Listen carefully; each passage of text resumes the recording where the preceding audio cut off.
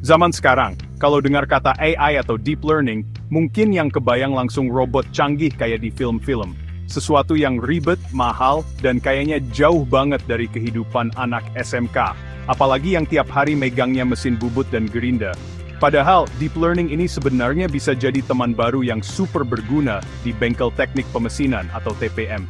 Coba bayangkan, deep learning itu seperti otak buatan yang bisa kita latih. Sama kayak kita melatih junior di bengkel.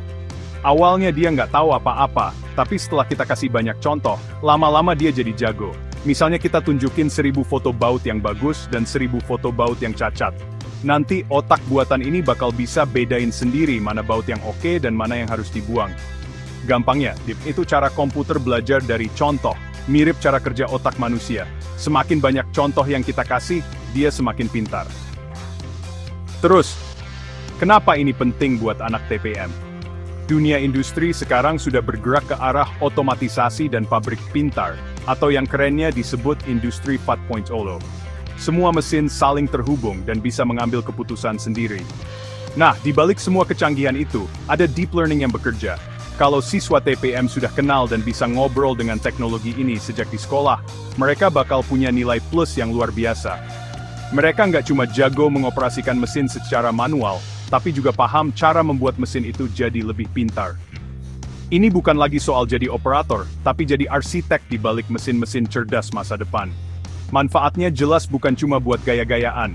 Dengan deep learning, pekerjaan di bengkel bisa jadi lebih efisien, akurat, dan aman. Bayangkan, nggak perlu lagi melototin satu persatu hasil produksi buat cek kualitas, karena ada mata elang. AI yang bisa melakukannya ribuan kali lebih cepat dan teliti. Nggak perlu lagi kaget mesin tiba-tiba rusak di tengah jalan, karena ada peramal AI yang bisa kasih tahu tanda-tandanya dari jauh-jauh hari. Ini semua bukan lagi mimpi atau cerita fiksi ilmiah. Teknologi ini sudah ada, dan siap untuk kita manfaatkan. Tugas kita di sekolah adalah membuka pintu perkenalan itu, membuatnya terasa dekat, seru, dan yang paling penting, tidak menakutkan sama sekali. Jadi, anggap saja deep learning ini sebagai skill baru yang wajib dikuasai. Sama pentingnya seperti belajar membaca gambar teknik atau menggunakan jangka sorong. Ini bukan untuk menggantikan keahlian yang sudah ada, tapi untuk melengkapinya.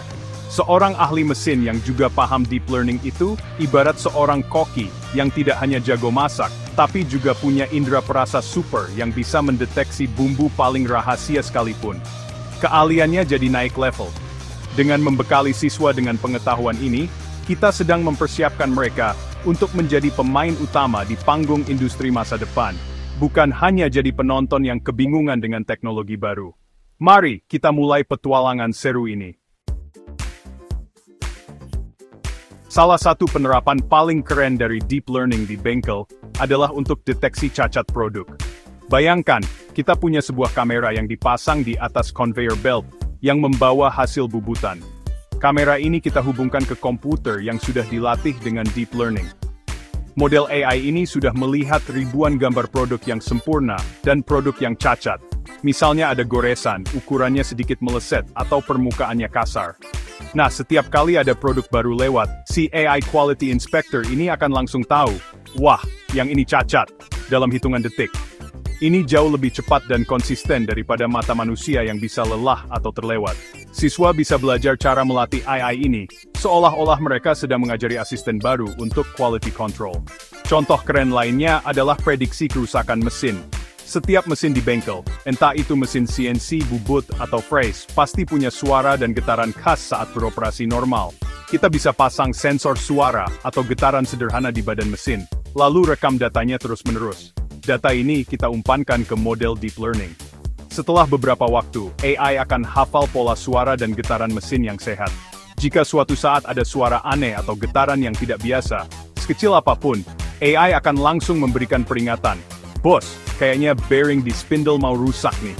Dengan begitu, kita bisa melakukan perawatan sebelum mesin benar-benar mogok dan menyebabkan kerugian besar.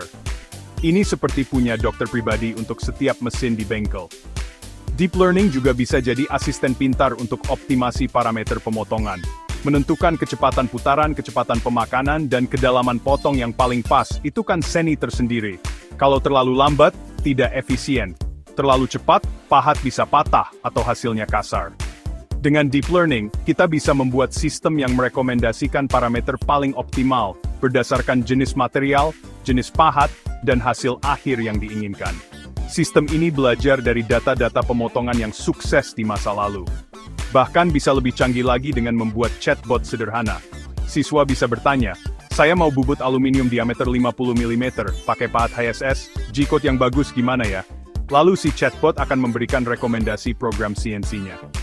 Terakhir, ada sistem pengenalan alat potong atau tool recognition. Di bengkel yang besar, kadang mencari atau memastikan jenis pahat yang benar bisa memakan waktu.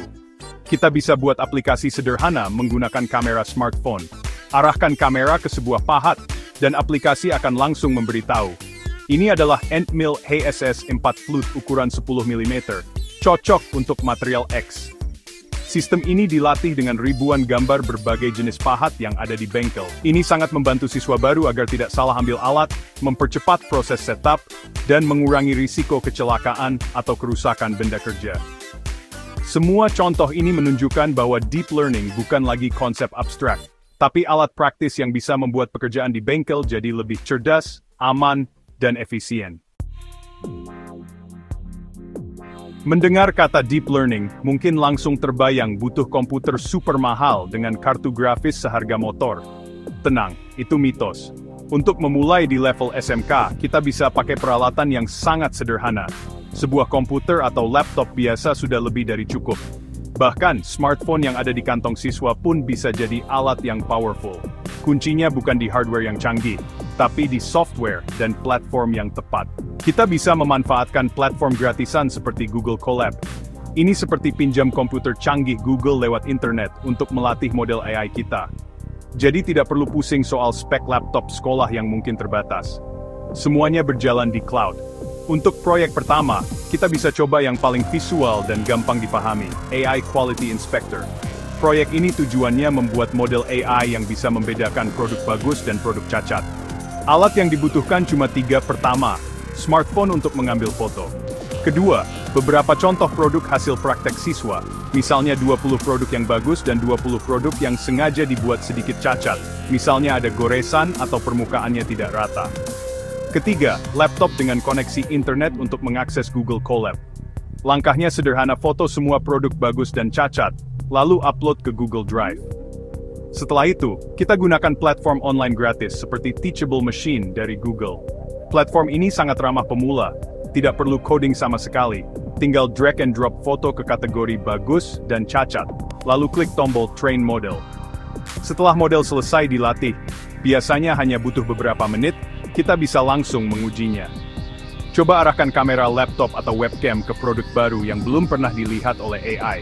Nanti di layar akan muncul prediksi, bagus 99% atau cacat 98%. Sensasi melihat AI buatan sendiri, bisa menebak dengan benar, itu luar biasa, dan bisa jadi pemicu semangat yang hebat bagi siswa. Proyek ini mengajarkan konsep dasar deep learning secara praktis, pengumpulan data, yaitu memfoto produk, pelabelan, atau memisahkan bagus dan cacat, pelatihan model dengan klik tombol train, dan pengujian atau testing dengan produk baru. Semua dilakukan dengan antarmuka yang visual dan intuitif, tanpa perlu pusing dengan baris-baris kode yang rumit. Jika ingin sedikit lebih menantang, kita bisa mencoba proyek peramal kerusakan mesin versi sederhana. Alatnya juga simple, smartphone untuk merekam suara. Coba rekam suara mesin bubut saat beroperasi normal selama beberapa menit. Lalu rekam juga suara abnormal, misalnya dengan melonggarkan sedikit baut atau membiarkan ada getaran kecil. Tentu dengan pengawasan guru, dan tetap mengutamakan keselamatan.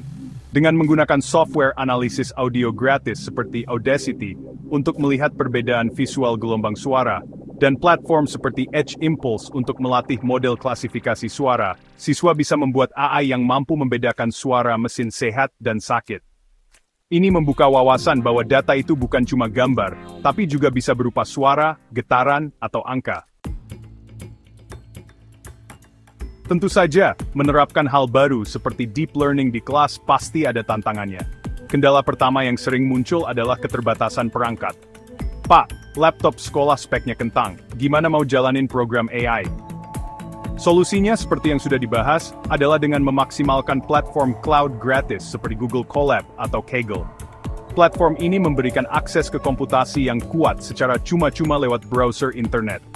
Jadi, selama ada koneksi internet yang lumayan stabil, spesifikasi laptop bukan lagi masalah besar. Bahkan, banyak proses pelatihan model AI yang bisa dijalankan sepenuhnya di smartphone, menggunakan aplikasi atau platform berbasis web, mengubah ponsel di saku siswa menjadi laboratorium AI portable. Tantangan kedua adalah soal data. Model deep learning butuh banyak data untuk belajar. Sementara di bengkel, mungkin kita baru punya sedikit contoh produk cacat. Datanya cuma sedikit, Pak. Gimana AI-nya mau pintar? Jangan khawatir, ada teknik yang namanya augmentasi data. Ini seperti trik sulap untuk memperbanyak data dari data yang sudah ada. Misalnya, kita punya satu foto produk cacat. Foto itu bisa kita putar sedikit, perbesar, potong, ubah kecerahannya, atau balik secara horizontal. Voila, dari satu foto, kita bisa menghasilkan 5 atau 10 variasi data baru. Ini bisa dilakukan dengan mudah menggunakan library software gratisan seperti OpenCV, atau bahkan editor foto sederhana. Dengan cara ini, AI kita akan berlatih dengan data yang lebih beragam dan menjadi lebih tangguh. Ketakutan akan coding seringkali menjadi tembok penghalang terbesar. Banyak guru dan siswa berpikir, saya kan anak mesin, bukan anak IT. Saya nggak bisa coding. Ini adalah miskonsepsi yang pengumum untuk memulai. Kita sama sekali tidak perlu coding. Gunakan platform no-code AI seperti Teachable Machine, Lobe AI, atau Runway ML. Platform-platform ini dirancang dengan antarmuka visual yang sangat mudah, seperti main game saja. Cukup siapkan data, drag and drop, lalu klik tombol untuk melatih model. Fokus awalnya adalah memahami logika dan potensi deep learning, bukan soal teknis penulisan kodenya. Setelah konsepnya paham dan rasa penasarannya tumbuh, barulah bisa mulai belajar coding dasar Python sedikit demi sedikit jika memang tertarik. Langkah pertama yang bisa dicoba guru dan siswa besok di kelas adalah hal yang sangat konkret dan menyenangkan, adakan sesi foto produk. Ajak siswa untuk memfoto semua hasil kerja mereka dari berbagai sudut menggunakan smartphone masing-masing. Pisahkan mana yang menurut standar masuk kategori sempurna, dan mana yang perlu perbaikan. Kumpulkan semua foto itu dalam satu folder di Google Drive. Hanya dengan melakukan ini, langkah paling fundamental dalam proyek deep learning, yaitu pengumpulan data, sudah berhasil dilakukan. Dari situ, tinggal buka Teachable Machine di browser dan mulai main-main.